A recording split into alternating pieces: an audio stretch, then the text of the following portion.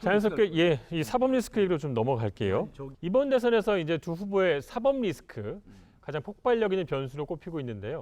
최근에 윤석열 후보 부인인 김건희 씨가 연루된 것으로 알려진 도이치모터스 주가 조작 사건에 대해서 권오수 전 회장이 구속이 됐습니다. 이 김건희 씨 수사로 확대가 될지, 그리고 더 나아가서 윤석열 후보에까지 영향이 미칠지, 얼마나 미칠지 어떻게 전망하십니까? 일단 이 도이치모터스 주가 조작 사건에 김건희 씨를 연루시키는 거는 그 자체가 좀 황당해요. 내용을 보면 2010년 1월부터 2010년 5월까지 약 넉 달 동안 소위 주식을 잘한다는 사람한테 내 돈 좀 주식해서 불려달라고 10억을 맡겼다는 거예요. 예. 주식 잘한다고 그래서 돈을 맡겼더니 왜 돈을 불리지는 못할 망정 이렇게 내 돈 4천만 원을 까먹었냐 그래서 받아왔어요. 찾아왔어요. 이게 전부예요. 근데 어떻게 무슨 주가 조작에 뭐 연루됐다고 자꾸 이렇게 연기를 피우는지 모르겠어요. 연기에 불과하다는 입장이시고. 권오수가 구속되면 김건희는 이게 빼박이다, 빠져나가기가 쉽지 않을 것 같다. 김건희 씨도 이제 소환돼 갖고 조사받으면 주장하기 힘든 게 2013년 경찰에 제보한 사람이 8명의 작전 세력 중에 한 명이거든요. 그리고 그 사람이 경찰에 들어가서 진술한 내용이 주가의 흐름을 보니까 주가 조작의 시세 조정, 이른바 전문 용어로 그 주가 조작의 전형적인 모습이라고 보고 경찰이 내사 번호까지 부여해갖고 수사를 한 겁니다.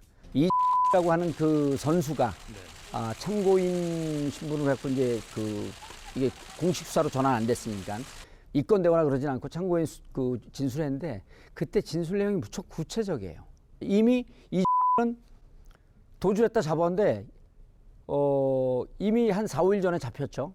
그 이 구속됨으로 인해서 사실 검찰에게 힘을 실어 넣어준 거죠. 그리고 김건희 씨도 나 권오수하고 잘 모릅니다라고 하는데 2010년 2월에 1층에 미니 매장이 있는 2층입니다. 그리고 권오수가 거기서 상세히 설명을 해요. 그 자리에서 김건희 씨를 소개를 하고 김건희 씨가 8억으로 샀던 25만 주의 주식을 넘기고 신한은행 10억을 넘깁니다. 이거 설명받지 않고 넘겼겠어요? 뭐 본인은 뭐 주가 올려준다 그러니까 넘겼겠다 이렇게 아마 그 진술하겠죠. 그리고 2010년에 2009년 5월에 거래했죠. 권오수 씨하고 2010년도에 이렇게 주가를 넘겼죠. 2013년에 도이치 파이낸셜 만들 때 이때도 또 유증 참여했죠. 그렇죠. 유증에 참여했고요. 그거를 그때 40만 주로 500원씩 주고 사고 2억을 샀다가 2017년 1월에 또 20억을 주고 삽니다. 800원씩 주고 유증에 참여해갖고. 네.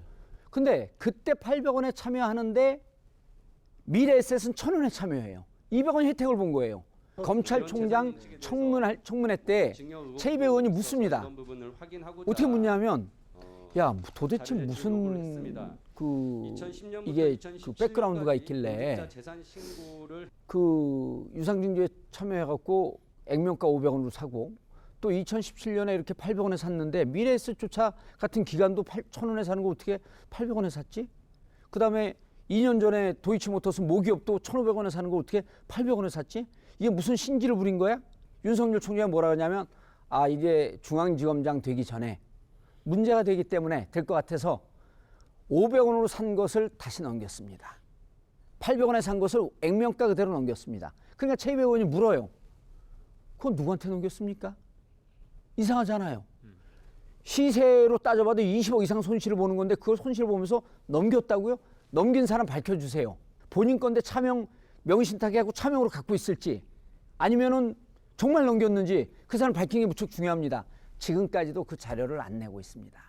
최순실 사건 때 그렇게 공동지갑 경제 공동체 주장하면서 그렇게 엮더니 최근에 유동규 구속될 때는 유동규하고 이재명은 무슨 상관이야? 뭐 아무 상관이 아니야. 뭐 측근도 아니고 신복도 아니야 그러더니 다시 또 뭐 이 사건 관련해서 공동지갑 말씀을 하세요. 근데 공동지갑은 지금 박영수 입에서 나온 거예요. 주가 조작을 얘기하더니 이제 뭐 유상증자 받은 것까지 다 포괄해서 말씀을 하시는데 잠깐만요. 예.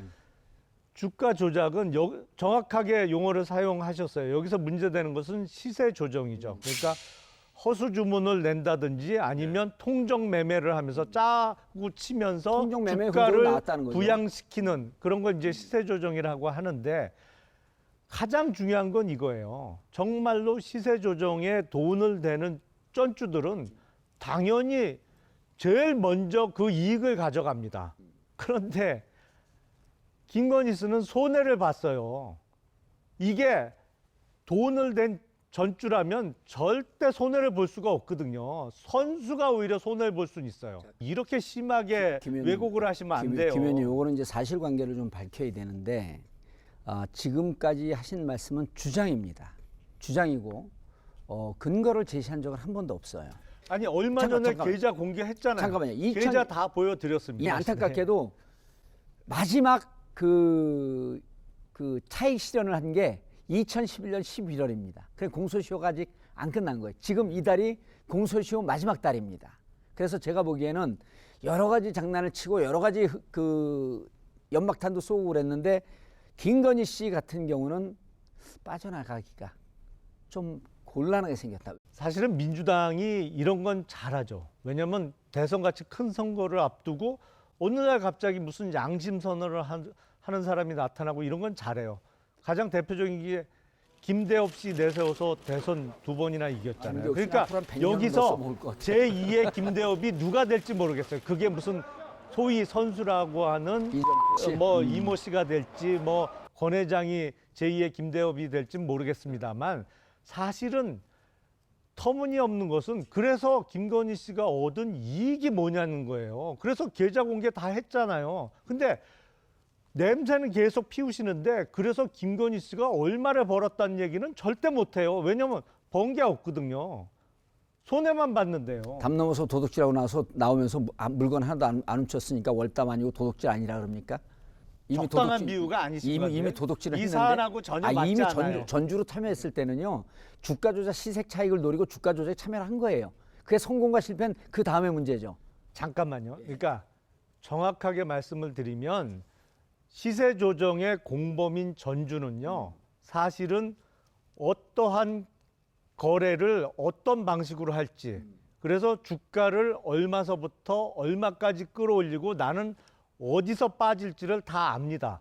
전혀 모르는 전주는 없어요. 그건 공범이라고 부르면 안 되는 거예요. 그것 때문에 제가 일단 김 의원님은 기소까지 가기도 힘들 것이다 그런 아니, 의견이신 택도 없어요. 거죠? 이거 원래 제대로 하면 소환 필요도 전혀 없는 거예요. 이거는. 최근에 이제 검찰이 하나은행 그리고 곽상도 전 의원 집 압수수색했고요.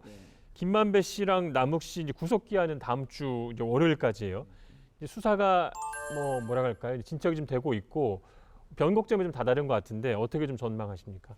유동규 씨의 그 기소된 내용의 핵심이 크게 두 가지예요. 하나는 뇌물 부분이고 하나는 업무상 배임 부분입니다. 근데 업무상 배임은 처음에 기소될 때는 빠졌다가 하도 욕을 먹으니까 추가 기소를 했어요. 651억 배임으로 기소를 했어요. 근데 유동규 씨의 뇌물 부분 기소장을 보면 현찰로 받은 게 3억 5천만 원이에요.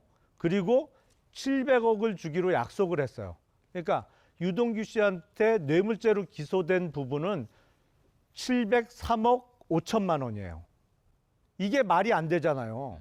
그러니까 화천대유 측에 651억을 벌게 해주고 화천대유의 김만배 씨로부터 내가 703억 5천만 원을 받기로 했다는 게 검찰의 공소장의 내용이에요. 이거는 무죄 받으려고 작정하고 기소하기 전에는 이런 엉터리 기소장이 나올 수가 없어요. 근데 지금 유동규에 대한 공소장의 내용이 이래요. 그러니까 검찰의 대장동 수사가 엉터리라는 거예요. 그래서 특검 도입이 필요한데 지금 무슨 조건을 달고 검찰 수사를 지켜보면 검찰 수사가 미진하면 특검을 받아들이겠다? 사실은 말장난이죠. 이런저런 핑계대고 안 받고 있잖아요, 지금. 이번에 유동규가 우리는 검찰 수사 엉터리라고 하는 거에 동의합니다. 다만 동의의 각도가 틀린 거예요. 결이 다르시죠. 결이 완전히 틀린 겁니다. 이재명을 잡고 싶어서 들어갔던 거고. 자, 그다음에 자, 온갖 것으로 다 하고 들어갔는데 이제 그 국민의힘은 이재명이가 관련돼 있어갖고 이재명 후보가 관련돼서 뭔가 나오고 싶겠죠. 하지만 22일이 김만배 남욱 구속 만기일입니다. 그럼 이분들을 구속해야 되거든요. 그럼 구속하게 되면 기소해야 되잖아요. 이때까지 기소 못하게 되면 석방입니다. 이분들 기소할 때 과연 이분들을 배임으로 치면서 이재명과의 관련성을 이재명의 이름이 나오냐 안 나오냐가 핵심입니다. 저는 안 나올 거라고 단정을 하고요. 대장동 특검 하자. 그럼 우린 받습니다. 왜 받는지 아세요? 2013년 부산저축은행을 2011년 부산저축은행 1155억 대출한 대장동 사업팀이 이 돈을 떼고 난 예보가 2013년, 2014년 7개월간에 걸쳐서 조사한 조사 보고서를 제가 최근에 봤어요. 봤더니 다 보시네. 뭐 못 보시는 거 없네. 아니죠. 이미 그거는 국회에서 요청했고 국회에서 돌더라고요. 이미 2011년에 부산저축은행에 대해서 중앙지검 중수 이과 과장이 그 윤석열 과장이었잖아요. 그때 이 사건을 알면서 수사하지 않았음직한 흔적들이 너무 여러 군데서 나와요. 이재명 캠프 쪽에서 이런저런 조건을 붙이시는데 아니에요. 부산저축은행 사건과 같이 특검 대상에 넣자 얼마든지 콜입니다. 근데 왜 후보는 반대해요? 후보 설득지 마세요 가서. 무슨 반대를 해요? 후보가 그랬잖아요. 누가? 부산저축은행 물타기라고. 그 물타기는 맞죠. 뭐 맨날 물타기는 틀림없는 맨날 사실이죠. 포탄 좀 하시니까 뭐 물타기로 보여 다? 국민의힘에서는 이 대장동과 고발 사주를 같이 하자는 지금 주장인 거고. 아니 뭐 다 넣어도 좋다. 예. 네. 아니 고발 사주는요 공수처 만들었으니까 그쪽에서 하라고 하고. 공수처는 또 되게 믿어요 민주당에서. 아니 공수처는 너무 열심히 하나 봐. 공수처는 윤석열 후보가 되면 공수처 없애겠다 그러니까 그분들 입장에서 사활을 걸고 정확한 수사를 해야죠. 그러니까 공수처에서 입건 사주 당해갖고 이렇게 껌껌이 다 입건 말도 안 되는 거 입건하고 공수처 있죠. 얘기하는데 왜 홍준표 얼굴이 떠오르지? 후보 바뀌나? 한 주간 쌓인 정치 독소를 빼기 위해서 디톡스 주스 준비했습니다. 이번 주 시사토크 알고리즘도 잘 보셨습니까? 화면 왼쪽을 눌러서 돌아쩌 채널을 구독해 주시면 알고리즘과 함께 돌발 영상, 뉴스가 있는 저녁 등 YTN의 간판 시사 프로그램을 함께 보실 수 있습니다.